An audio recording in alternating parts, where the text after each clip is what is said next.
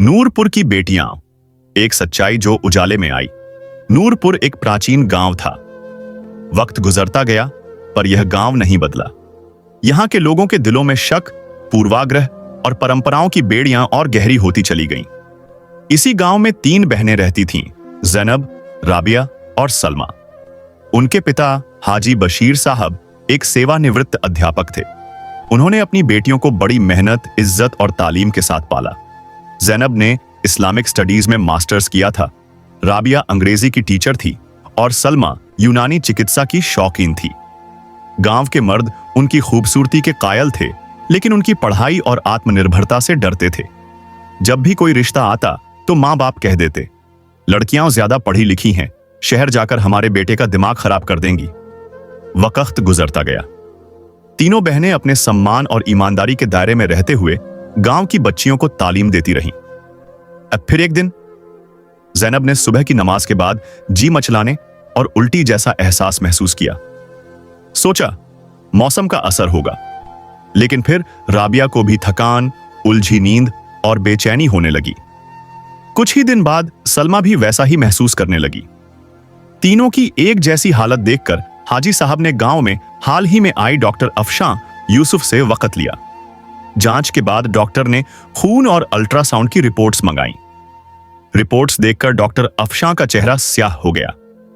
हाजी साहब, आपकी तीनों बेटियां गर्भवती हैं। यह बात जैसे कमरे में गूंज गई। हाजी साहब सुन तो पाए पर समझ नहीं पाए। यह कैसे मुमकिन है? मेरे घर की लड़कियां। ज़ैनब ने कांपती आवाज में कहा, डॉक्टर साहिबा, हमने कभी किसी मर्द को आंख उठाकर नहीं देखा। आप ऐसा कैसे कह सकती? डॉक्टर अफशां परेशान थीं। शारीरिक लक्षण और रिपोर्ट्स तो यही कहती हैं, लेकिन कुछ तो है जो सामान्य नहीं है। मुझे और जांच करनी होगी। गांव में तूफान खबर आग की तरह फैल गई। बिना शादी तीनों बहनें गर्भवती, हाजी बशीर की बेटियां। औरतें कानाफूसी करने लगीं। यही होता है जब लड़कियां ज्यादा पढ़ जाती हैं। बड़ी इज्जतदार बनती थीं, असलियत तो अब सामने आई है। ज़ैनब जो बच्चों को कुरान पढ़ाया करती थीं, अब कोई मां अपनी बच्ची को उनके पास भेजने को तैयार नहीं थी। एक दिन मोहल्ले की एक औरत ने बर्तन धोती सलमा से कहा, बेहतर है गायब हो जाओ, कुछ तो शर्म करो। सलमा चुप रही। उसकी आंखों से बहते आंसू उसकी बेगुनाही बयान कर रहे थे। सच्चाई की तह तक डॉक्टर अफशां ने एक विशेषज्ञ हार्मोनोलॉजिस्ट से मदद ली।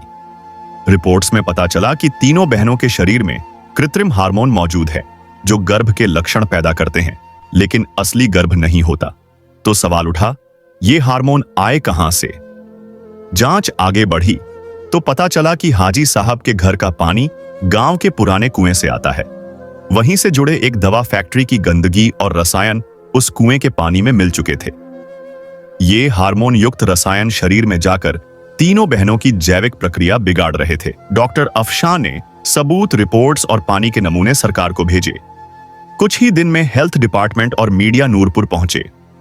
फैक्ट्री बंद हुई, मालिक गिरफ्तार हुआ और कई और औरतों के केस सामने आए, जिनमें झूठे गर्भ के लक्षण, बांझपन और मानसिक परेशानियां शामिल थीं। ज़ैनब, राबिया और सलमा ने कोर्ट से इंसाफ पाया। जिन लोगों ने उनकी इज्जत को दाग लगाया था, उनसे सार्वजनिक माफी मंगवाई गई।